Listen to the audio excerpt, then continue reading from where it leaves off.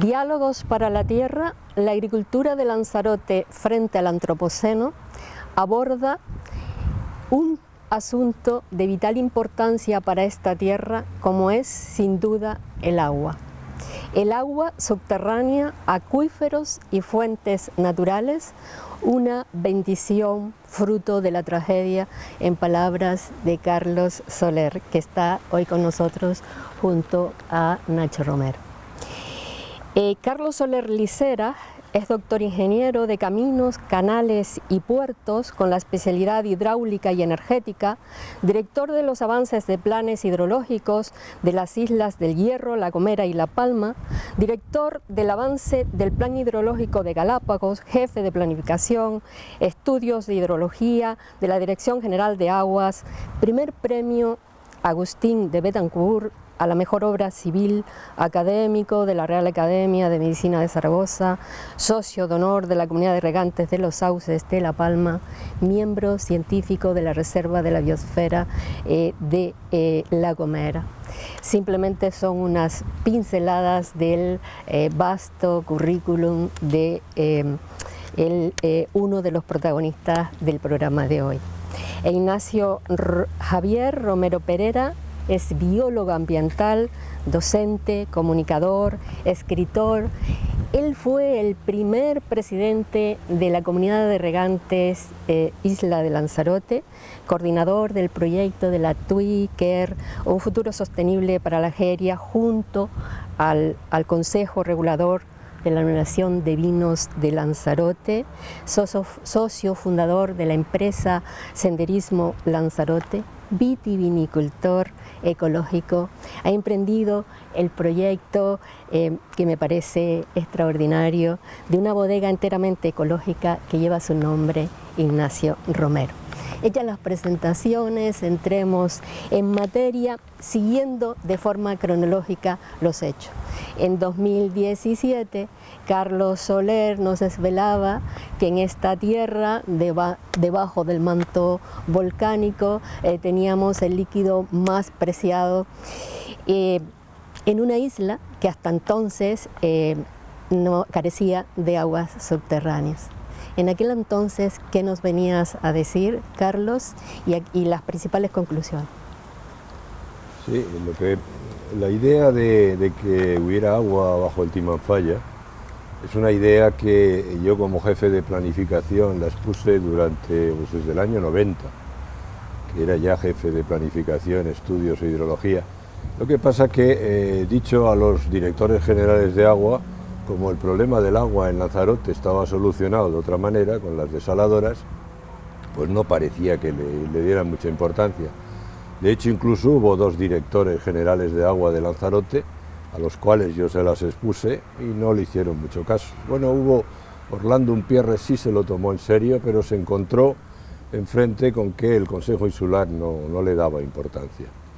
Bien, al fin y al cabo, el hecho de pensar que debajo del Timanfaya hay agua es una deducción muy lógica, porque hay que pensar que el Timanfaya con el Malpaís es un terreno muy permeable, tan permeable que no hay ninguna barranquera, el agua nunca corre por el Malpaís, toda se infiltra.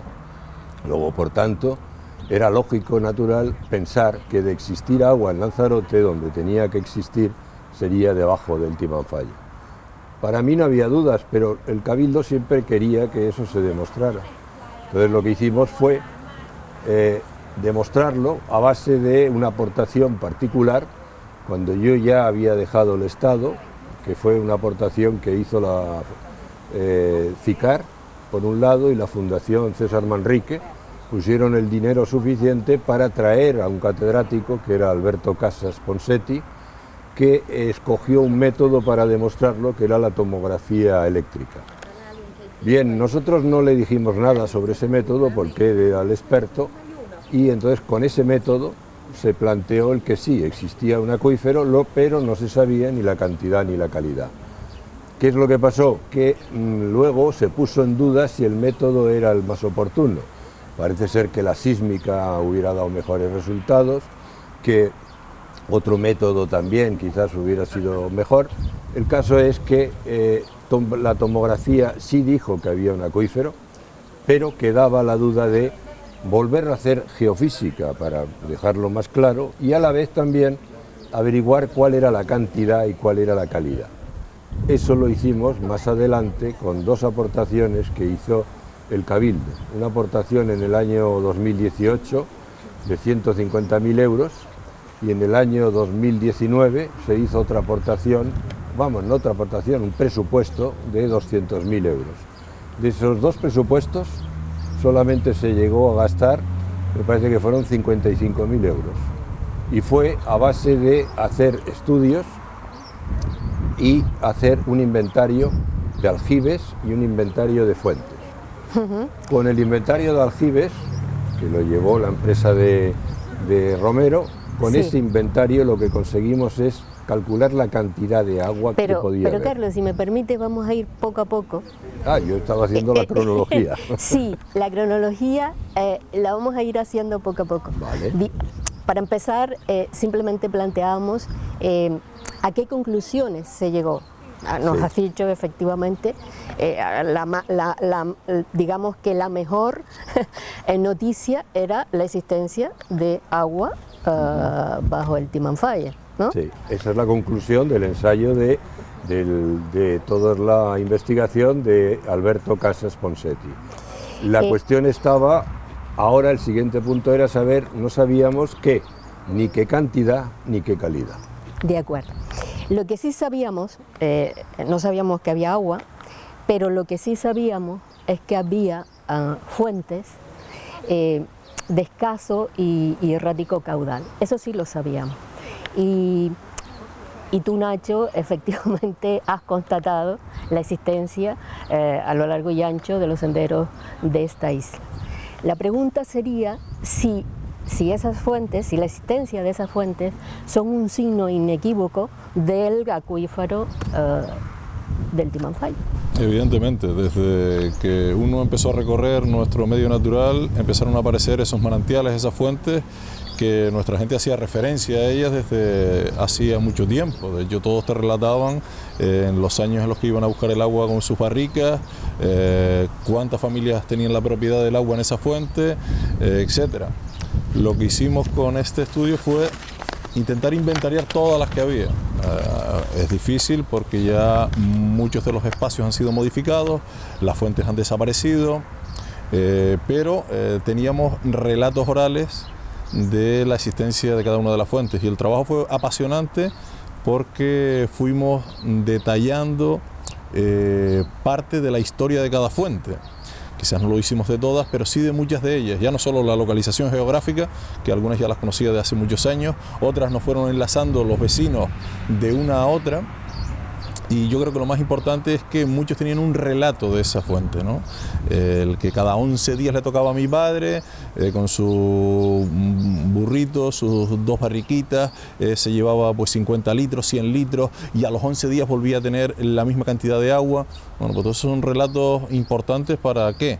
Para decirnos que si en estas zonas que son de capas de lapilla y de piroclastos tenemos un cierto caudal debajo de esta capa de gotitas de agua que emanan en determinados puntos, que nuestra gente se dio cuenta que crearon un receptáculo impermeable para poder almacenar ese agua y llevárselo a un uso doméstico, ¿por qué no en una zona como puede ser el Malpaís, donde el agua baja por porosidad y no sabemos dónde está? Evidentemente es un signo evidente de que el agua baja en estos terrenos volcánicos, Malpaíses y piroclastos. Realmente es así, ¿no, Carlos? Sí, al fin y al cabo, las fuentes que hace el inventario Nacho son la punta de la parte más alta del acuífero.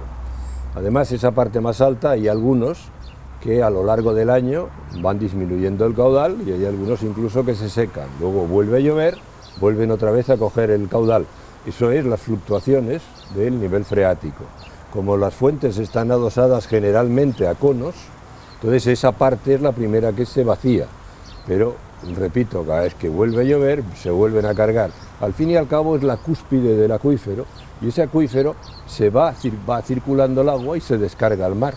Por eso si no lo tocamos, ese acuífero va bajando hasta y pierde entonces el caudal de la fuente. De todas formas, hay fuentes que no pierden el caudal en todo el año. De alguna manera podríamos decir que esas fuentes es la demostración de la existencia del acuífero. Y podríamos decir, para hacer un símil, que el acuífero es a la fuente lo que un témpano es al iceberg. El iceberg es la punta, lo que tú ves por encima del nivel del mar, pero el volumen grande es el que está por debajo del mar. Eso mismo es lo que está pasando en Timanfaya. Cada punto, cada fuente es un témpano, el agua está debajo. Vamos a ver de manera cronológica siguiendo esta historia, ¿no? En este mismo año, en el 2017, por el Consejo Insular de Aguas de Lanzarote, se edita un informe con el título Definición del modelo conceptual de aguas subterráneas de la demarcación hidrográfica de Lanzarote. ¿Qué viene a decir este informe? Eso es un modelo que se hizo por una empresa, creo que fue adjudicado, es el que hace el plan hidrológico y se hace por una empresa que en la península. Bien, las empresas, cuando tienen que decidir el modelo de hidrogeología de una isla, lo primero que tienen que hacer es el balance hidráulico. El balance hidráulico es decir, cuánto llueve, que eso lo sabemos muy bien porque es los registros pluviométricos que hay en la isla y hay un montón de pluviómetros, eso es una cosa que la sabemos todos y es calculable. Pero a partir de aquí empieza el problema, porque una parte del agua que llueve se evapora, otra transpira, eso es lo que se llama evapotranspiración. Esa parte de agua nosotros no la podemos coger, porque se la quedan las plantas y se la queda la propia atmósfera. El resto que queda es lo que llamamos en ingeniería la lluvia útil, que se compone de dos cosas: agua de escorrentía, la que corre por los barrancos, y agua que se infiltra. Bien, todo eso si se hace a nivel insular tiene verdaderos problemas. Primero, porque las fórmulas, todo eso se hace con fórmulas o por modelos. Esos modelos y esas fórmulas están hechas siempre para continentes y para siempre con terreno sedimentario. Y aquí, en Canarias, ni es sedimentario, que es volcánico, ni es un continente, sino que es islas. Y la cosa cambia muchísimo. Por ejemplo, en la humedad del ambiente, por ejemplo, en la permeabilidad de los materiales. Por eso, todas esas fórmulas no dan resultados válidos. Lo que yo he hecho toda la vida es intentar sacar la infiltración de una manera directa de la pluviometría, sin tener que meter esas fórmulas. El caso es que ese estudio que se hace termina concluyendo, fíjense, que a nivel de la isla de Lanzarote, el 89% del agua que llueve se evapotranspira. Nos deja útil el 11%. Bien, fíjense qué es lo que pasa. La cuarta parte de la isla está formada por un mal país, el Timanfaya y la Corona. En el Timanfaya no hay barrancos, luego el agua no corre. De entrada la escorrentía es nula, todo es infiltración. Pero es que en el mal país tampoco hay vegetación. Y si no hay vegetación, las plantas no transpiran. Luego la evapotranspiración, la parte más grande que es la transpiración, es cero. Por lo tanto, todo ese número del 89% en el Timanfaya es erróneo. Por lo tanto, a mí no me vale para nada en la conclusión. Pero es más, la conclusión que termina ese plan hidrológico es, primero, diciendo que hay un acuífero único, que la infiltración es un 2%, lo cual no es cierto, porque no puedes contar la misma cantidad de agua debajo del Timanfaya que en los ajaches o que en Famara, que en Famara ya lo sabemos por las galerías que hay, que todas juntas no dan 1 litro por segundo, luego no puede ser. Bien, entonces, ¿qué es lo que pasa? Cuando tenemos que estudiar el Timanfaya, tenemos que buscar otra solución. Por cierto, se me olvidaba decir que cuando concluye ese estudio, termina diciendo acuífero único. A la siguiente, dice que no, que rectifica. Como nosotros ya en ese momento empezamos a decir que aquí no había un acuífero único, que lo que había que contar era lo que había en el Timanfaya. Ellos contestan y cambian diciendo que hay 5 acuíferos en la isla. Los 5 acuíferos, ya ni me acuerdo cuáles eran, pero eran cosas muy raras. Y al final terminan rectificándose otra vez a sí mismos y terminan diciendo que el plan hidrológico, el último, que hay 2 acuíferos. Uno es Famara y el otro es Los Ajaches. Famara no puede ser un acuífero porque todas las 7 galerías que hay no dan más que 1 litro por segundo. Eso no es un acuífero. El concepto de acuífero no solo es que exista agua, sino que sea rentable su extracción. Con 1 litro por segundo, 5 galerías no es rentable, pero Los Ajaches mucho menos. Los Ajaches están los pozos del Rubicón, que dan agua, pero pueden dar alrededor. El pozo del Rubicón, el que está más cercano del mar, según los estudios que hizo Nona Pereda, se llenaba en 24 horas. Eso quiere decir que 5 metros cúbicos se llenaban en un día. Eso es menos de 0,001 litro por segundo. Luego, eso tampoco es un acuífero. Fíjense, sin embargo, qué curioso. Sigue ningún estudio, ninguno se ha puesto a estudiar lo que realmente pasa, cuál es el terreno que realmente tiene permeabilidad y que actúa como una esponja. Es lo que decía usted. Al fin y al cabo, el Timanfaya produjo una desgracia tremenda en la isla, pero dejó agarrada una bendición. Esa bendición es que dejó una esponja que es la que se empapa de agua y la que lo mantiene y lo lleva abajo. Una vez que el agua se infiltra, en ese momento ya no se evapora, ya sabemos que la tenemos abajo. Es increíble, ¿no? Pasar, porque mira que lo hemos repetido, habíamos estado instalados en un error permanente de la inexistencia de aguas subterráneas en esta isla.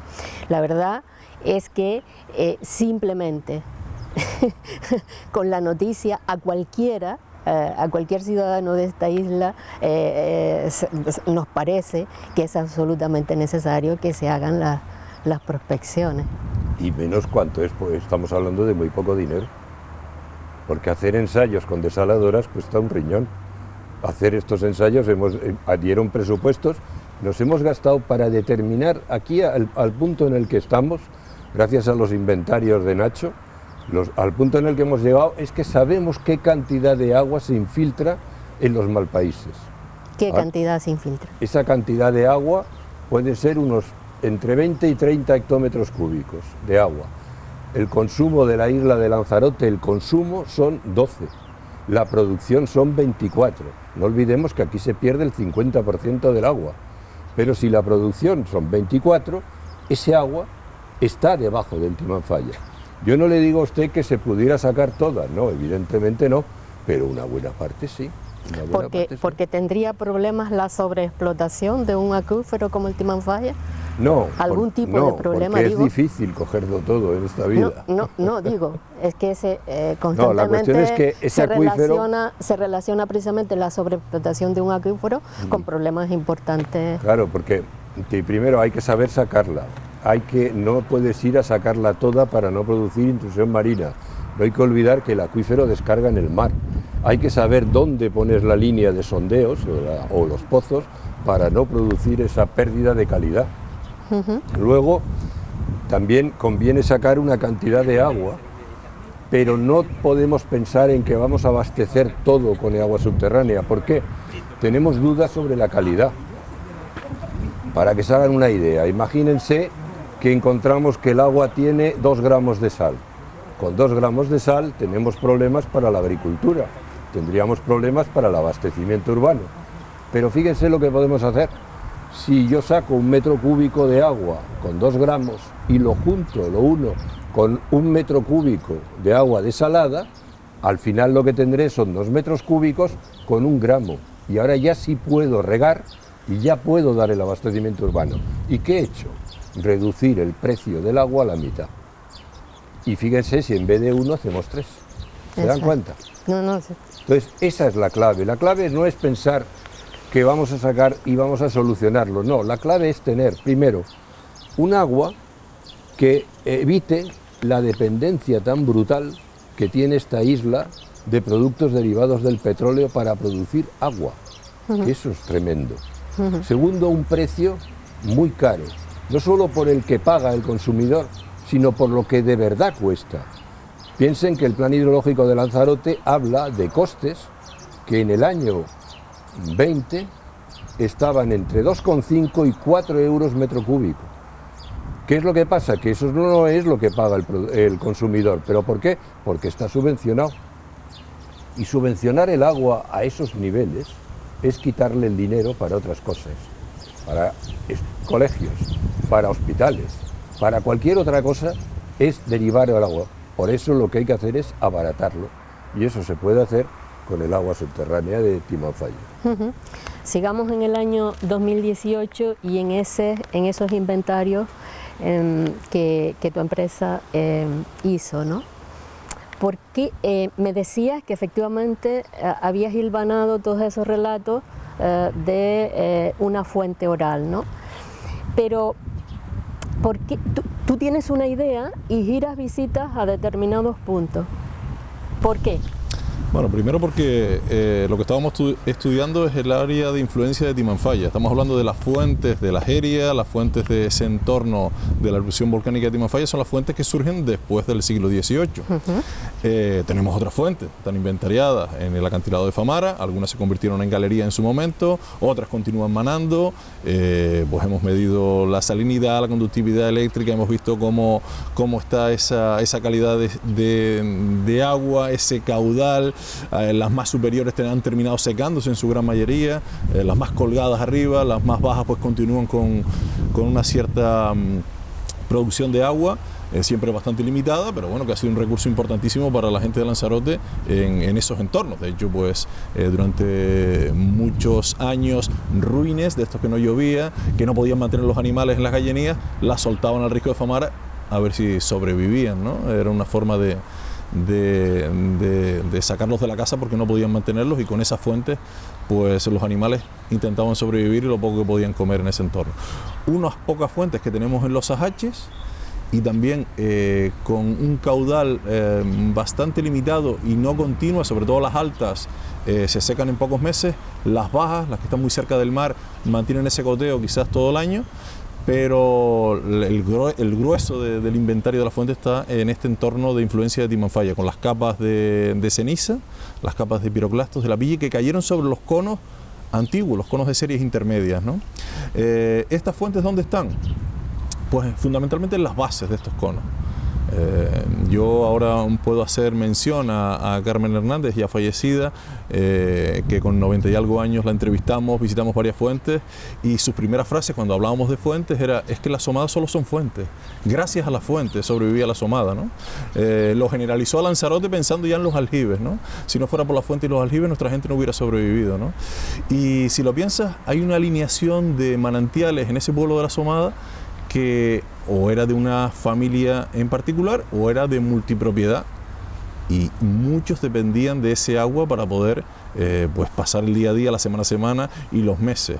Los relatos son increíbles de cómo se movilizaban, cómo se respetaban los turnos, cómo limpiaban las fuentes, cómo limpiaban la superficie de drenaje, porque hoy en día pues lo tenemos todo lleno, toda esa superficie de captación la tenemos llena pues de vegetación. Ellos la limpiaban, no dejaban que surgieran determinadas especies vegetales en ese entorno, y por eso digo que ese área de influencia de Timanfaya con ese rofe es el que nos dio a partir de finales del 18 esas fuentes, muchas de ellas que están por dentro o tienen en su interior pues una rotulación del señor que fabricó el depósito.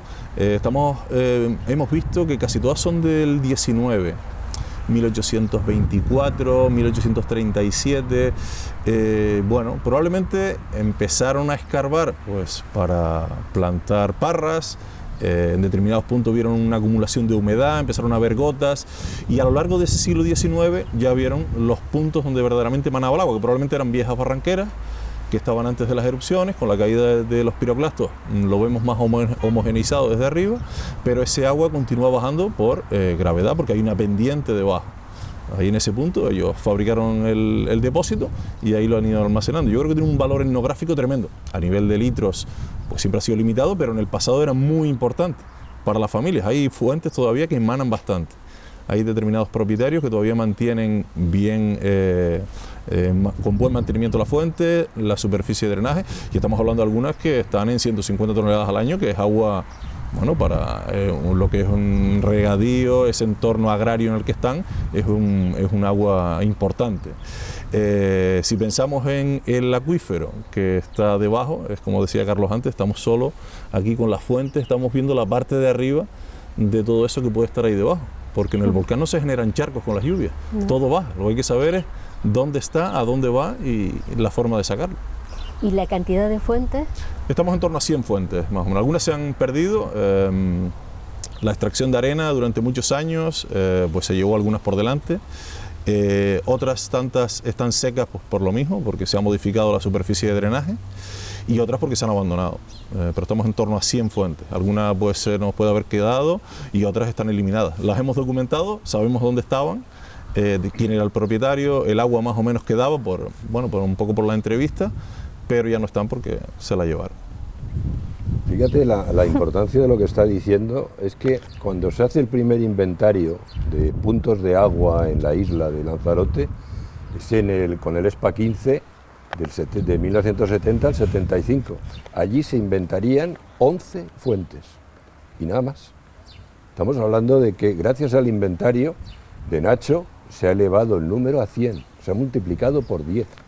Fíjate, porque eso la gente lo conocía, lo sabían los que lo utilizaban, pero la mayor parte de la gente de la isla no sabía que hubiera eso. Y esas 11 las conocía todo el mundo, pero las 100 que se han sacado en total eran lo que era desconocido. A partir de esos inventarios se hicieron los informes, esos 3 informes de los que hablabas antes. Sí.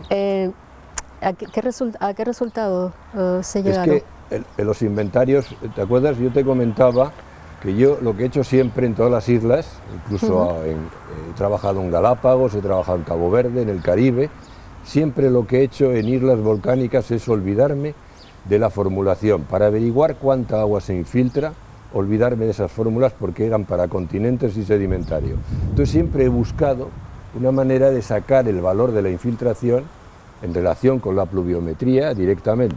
Entonces aquí, en la isla de Lanzarote, nos lo dieron los aljibes. Para saber la cantidad de agua, estaba claro que con 1000 aljibes que hay en esta isla, teníamos 1000 puntos distribuidos. ¿Qué hicimos? Hacer un inventario de aljibes que estuvieran, como a nosotros lo que nos interesaba era el Timanfaya, no el resto de la isla, sino el acuífero, el agua del Timanfaya, porque el resto no vale la pena, habría que sentarse ahí, es hacer un inventario alrededor del Timanfaya o dentro mismo del Timanfaya, que también Ignacio encontró también algunos. Bien, pero además distribuidos en línea separándonos del mar, para ver la relación de la pluviometría y de lo que captaba cada aljibe. Con eso, ¿qué era lo que buscaba yo? Yo lo que buscaba era saber cuánta agua al año coge el aljibe, cuánta agua al año, y eso lo divido por los metros cuadrados de alcogida que tiene. La alcogida es la superficie útil de recogida de agua, y eso me da litros por metro cuadrado y al año.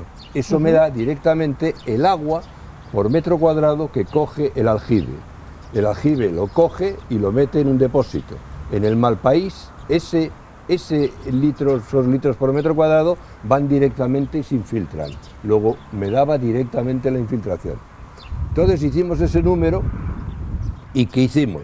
Una vez hecho ese número, compararlo con los pluviómetros.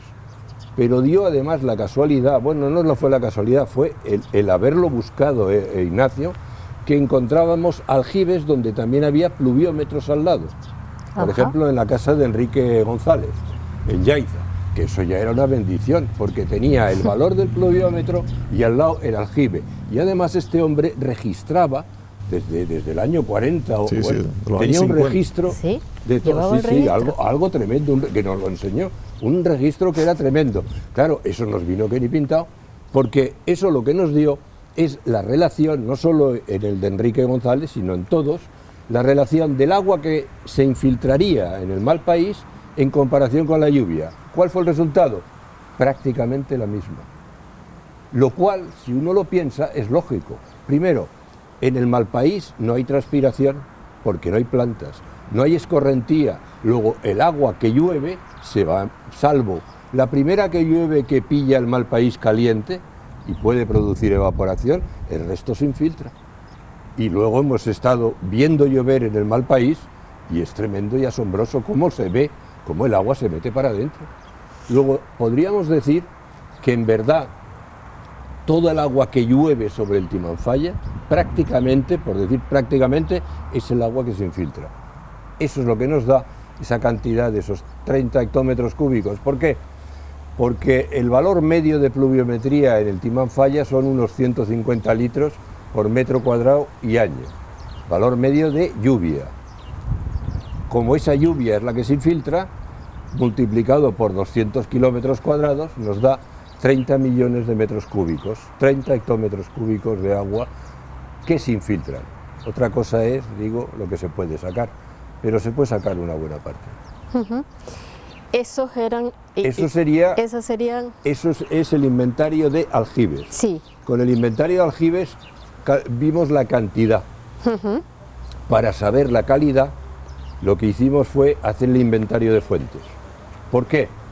Porque Nacho, al hacer el inventario de aljibes, cogió también muestras de agua, de la calidad de agua en el aljibe. Eso nos daba con qué calidad de agua el agua se comenzaba a infiltrarse.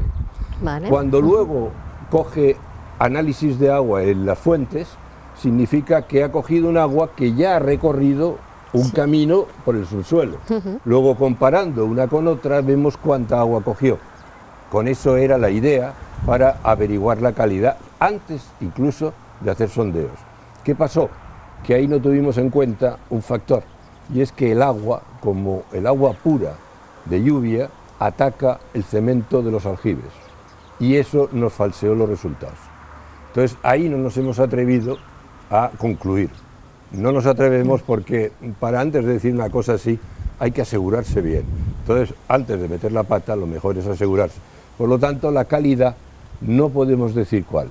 Pero de todas formas, el inventario de aljibes, sin quererlo, nos dio la demostración de que el acuífero existe, con lo cual nos vino muy bien.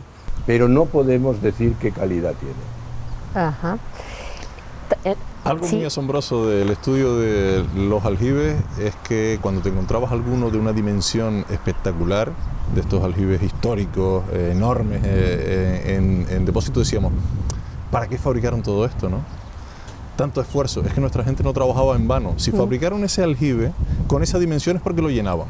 Y cuando empezabas a calcular la superficie de captación, la acogida de techos, de eras, que todo terminaba allí, y empezabas a multiplicar esos 150 litros por la superficie, te daba la cantidad que podía almacenar ese aljibe. Por eso lo hicieron así de grande. La gente no trabajaba en vano. Allá donde montaron un depósito, tenían una suficiente acogida para llenarlo. Y fue un trabajo espectacular, precioso, y ver cómo la gente te daba datos de este aljibe se llena. Y tú, ¿pero cómo se va a llenar? Se llena, en tal año se llenó, en tal año volvió a llenarse. La gente nuestra no trabajaba por amor al arte ni hacía un depósito mayor del que podía llenar. Lo hacían para llenarlo. Si llovía, si era un año bueno, si era un año pues, de menor lluvia, pues cogía lo que cogía. Y lo asombroso, que lo que cae ese año es lo que se almacena. Y esto nos da la pista de lo que está debajo de Timanfaya. Además es que es eso. Había, cuando alguien quería hacer un aljibe, lo que le preguntaban era ¿cuánta agua necesita usted? A partir de ahí se definía directamente la superficie de la acogida. Luego ellos ya tenían una relación, y lo que está claro, fíjense, lo que está claro es que si yo a un aljibe de estos le doy el número que dicen los planes hidrológicos de que la pluviometría es lo que escurre o lo que se infiltra es el 11%, todos los aljibes de la isla están sobredimensionados. Y eso no es verdad. Si no es verdad, no se han podido equivocar 1000 veces. Entonces, claro, esto es lo que digo. El problema es cuando la ingeniería, en vez de pensar, en vez de utilizar el ingenio, lo que hace es buscar cosas que se hacen para otros sitios y para otros lugares. Ese es el problema. Y el quererlo colocar aquí en Lanzarote ha sido el que ha provocado el error tan tremendo como ha sido durante años no tener en cuenta que podía haber agua en Timanfaya. Y uno de los grandes dramas de nuestro patrimonio hídrico, los aljibes, es el estado de abandono de la gran mayoría de ellos. Muchos de los que están ya perdidos en la naturaleza, no hay mantenimiento, pues al final terminan pues por derruirse. Las entradas de agua también están modificadas porque ha surgido un camino nuevo, porque ha quedado dividida por algo, y bueno, pues al final se termina perdiendo todos esos recursos que hasta el otro día dieron la vida a la gente del entorno, y es una pena y una lástima que tengamos muchísimos depósitos que hasta el otro día dieron la vida a nuestra gente abandonados en gran parte de nuestro territorio, que además se podrían utilizar, si no queremos, para consumir de uso cotidiano, para agricultura, para ganadería. Tenemos muchísimos depósitos, ya no solo hablamos de aljibes hechas en cualquier vaguada o cualquier entorno, sino las grandes maretas que hemos construido en Montaña Blanca, en Guatisea. Bueno, todos los depósitos que tenemos repartidos, grandes aljibes que se construyeron en el norte de la isla, y bueno, pues todos en ese estado de abandono, y algunos de ellos que son de titularidad pública, pues lamentablemente no retienen el agua porque no han tenido mantenimiento, tienen los brocales cubiertos con cemento. Bueno, lo entendemos por peligrosidad, pero oye, ¿con cemento por qué? No podemos mantener el caño de entrada y una tapa con un candado y que lo utilice pues los servicios públicos, la gente, el ganadero, el agricultor. La verdad que es un drama de nuestro patrimonio que está en estado de abandono casi completo.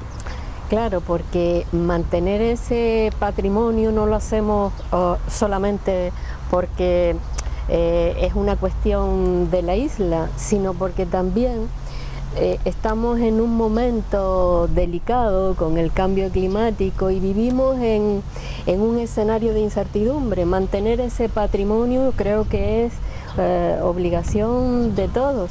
Vamos a ver si entre todos lo podemos hacer. Mantenerlo y enseñarlo. Claro. Porque lo que hemos pretendido también con Ignacio es hacer un libro de las obras hidráulicas de Lanzarote. Y al principio encontramos el apoyo en el Cabildo, pero luego lo pararon. Y es otra verdadera pena. Las obras, lo que ha estado comentando Ignacio, aquí hay obras de ingeniería hidráulica que son verdaderamente espectaculares.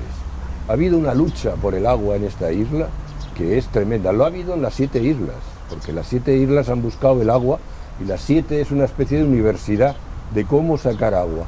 Pero lo que hay en esta isla es realmente tremendo y no se puede perder. Tendríamos que hacer eso porque acabo yo de pasar por Montaña Blanca y es una pena que todo eso se pierda. El aljibe de Montaña Blanca es espectacular. Es increíble. Es tremendo, tremendo. Todo el sistema, hay que pensar que es un aljibe en el que su acogida es toda una montaña, un cráter. Bueno, y los pozos del Rubicón. El pozo del Rubicón es otra de las grandes maravillas. Y no solo uno, sino los 3. De los 5 que hay, 3 son verdaderas maravillas. Todo eso habría que enseñarlo en un verdadero libro. Sí, está claro. No, y todo enlazado con nuestra historia, ya no solo la cultura del agua, sino la historia propia de la isla, claro, los pozos de San Marcial, ese primer contacto de conquista entre el mundo indígena y los conquistadores. Montaña Blanca está rodeada, y Guatisea, ya no solo por estos depósitos y estos canales, sino rodeado de yacimiento arqueológico, o sea que la presencia de nuestra gente en esos entornos ha estado desde el mundo indígena hasta la actualidad. Y ahora pues como que le damos la espalda a parte de nuestra historia que está todavía incrustada en nuestra tierra y en nuestras venas. Es que esa es la pena de esto de la desalación ahora. La desalación se llevó por delante todo esto. Ahora, por ejemplo, ese libro o ese tratado de obras hidráulicas en Lanzarote hay que hacerlo con un equipo multidisciplinar. Hay que poner arqueólogos, hay que poner a historiadores, hay que poner a biólogos. Todo eso es lo que te puede dar un verdadero tratado de hidráulica, que al final redunda en una cuestión de ingeniería, pero con la contribución de un montón de ciencias. Por eso no se entiende muy bien que en el año 2020, en declaraciones de la cadena SER, de la Dirección General de Planificación Territorial, Transición Ecológica y Aguas del Gobierno de Canarias, descartara las prospecciones del acuífero de Timanfaya fundamentalmente por motivos económicos, pero también por el enorme impacto medioambiental que esto supone. ¿Cuál es la opinión? Pero volvamos decirlo. Pero es que es absurdo. Vamos a ver, es que también hay que pensar una cosa.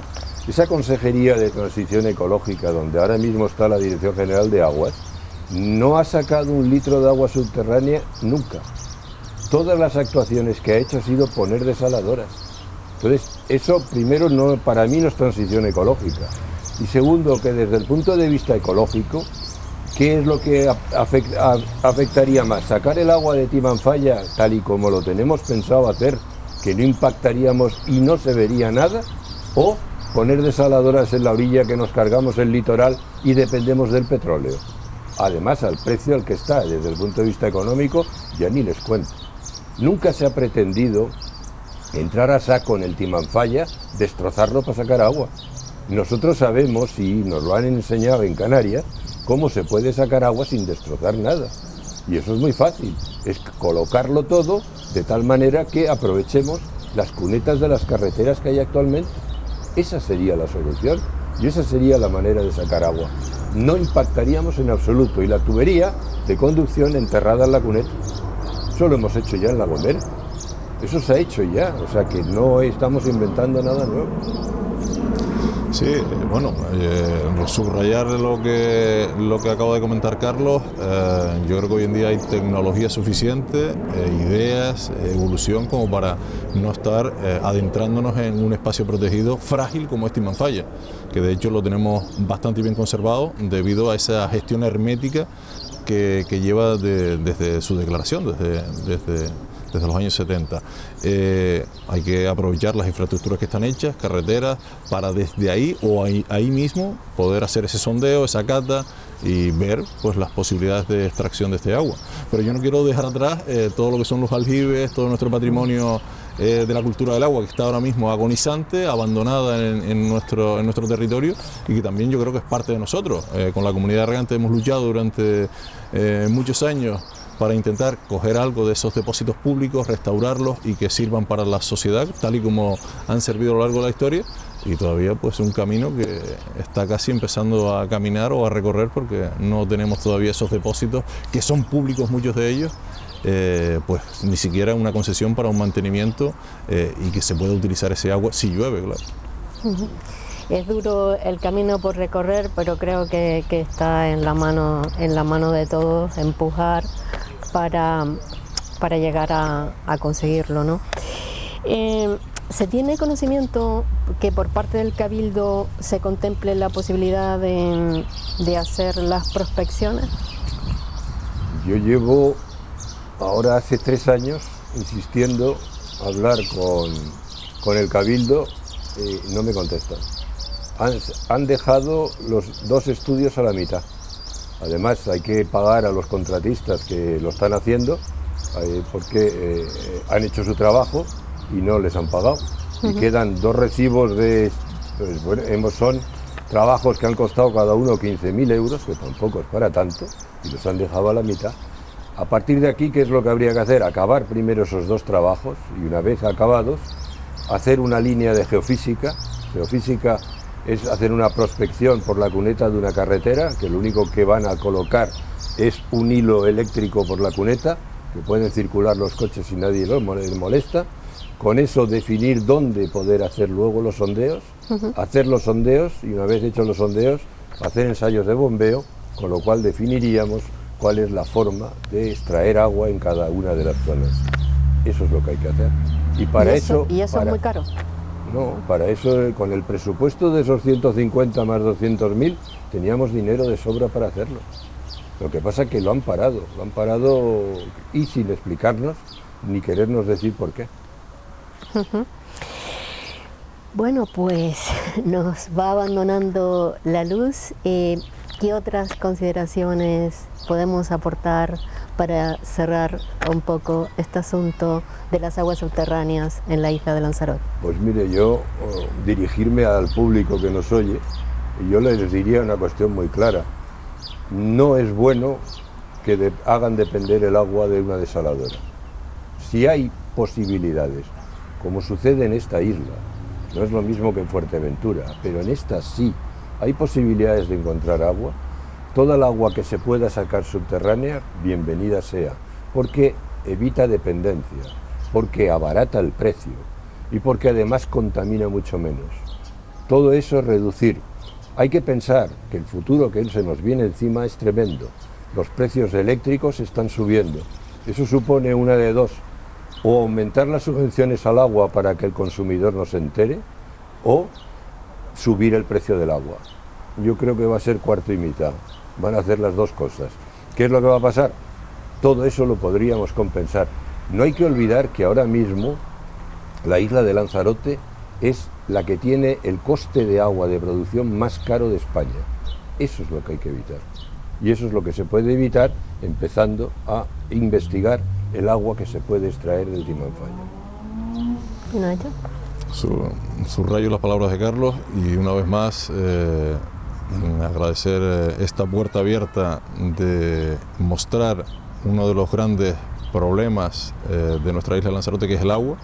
La sed crónica no nos ha abandonado, aunque hoy en día tengamos una máquina produciendo agua dulce extraída desde el mar, pero no debemos de olvidar de dónde venimos, y ahí está todo nuestro patrimonio de pozos, fuentes, aljibes, maretas repartidos por toda la superficie insular, a las que le hemos dado la espalda, esperando a que nosotros volvamos a acordarnos de ellas para hacer memoria justa de nuestra historia. Y de paso, si podemos aprovechar algo de ese agua que se puede almacenar para la población actual, hablamos de agricultores, ganaderos, bienvenido sea.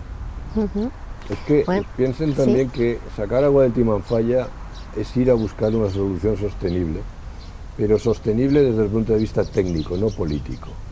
Dejémonos ya de tanto manosear esa palabra, y de verdad, lo que es sostenible es tener agua subterránea que se renueve cada año.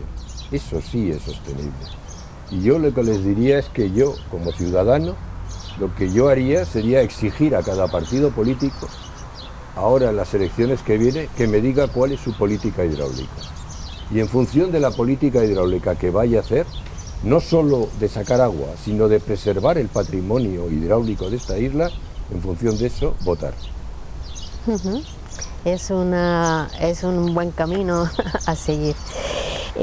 Agradecemos la participación tanto de Carlos como de Nacho en esta tarde. Gracias a ustedes por vernos y escucharnos. Entre todas y todos podemos construir otra isla posible.